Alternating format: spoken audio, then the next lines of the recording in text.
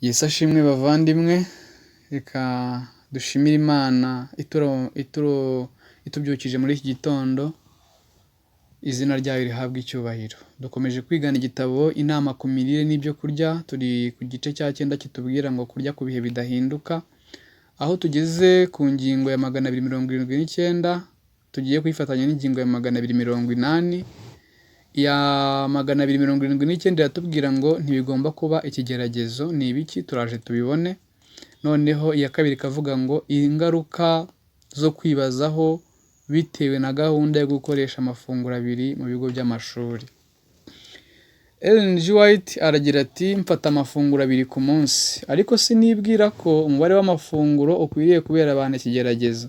Niba hari abumva gufata amafunguro 3 bigwa neza imibiri yabo, birakwiye ko bafata amafunguro 3.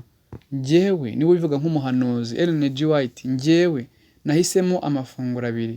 Mu myaka 35 ishize nakoresheje gahunda y'amafunguro 2. Abantu benshi basanga ko iki kibazo cy'imirire bamwe bacyumva mu buryo bwo gukabya. Ibiha abanyeshuri bahuza imbaraga z'umubiri n'iz'ubwenge nk'uko bigenda ku mashuri. Nta gushidikanya ko ikibazo cyo gukoresha ifunguro rya 3 kiba kitagomba kugibwaho impaka. Nta muntu rero ugomba kumva akomerekejwe.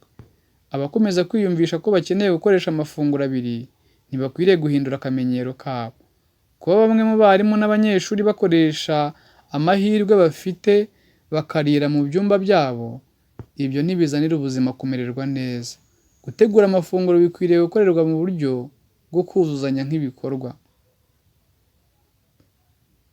Niba bakurikiza gahunda y'amafunguro 2 babona ko ku ifunguro rya 2 bagomba kurya byinshi cyane ngo barihiremo n'ibyo kurya bagomba kurya ku ifunguro rya 3, bazaba bahemukira ingingo zabo z'urwungano ngogozi.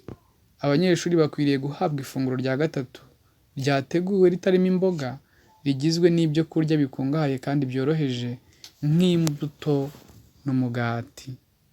Ibi birasobanutse. Izi ni inama umuja w'Imana abaduha.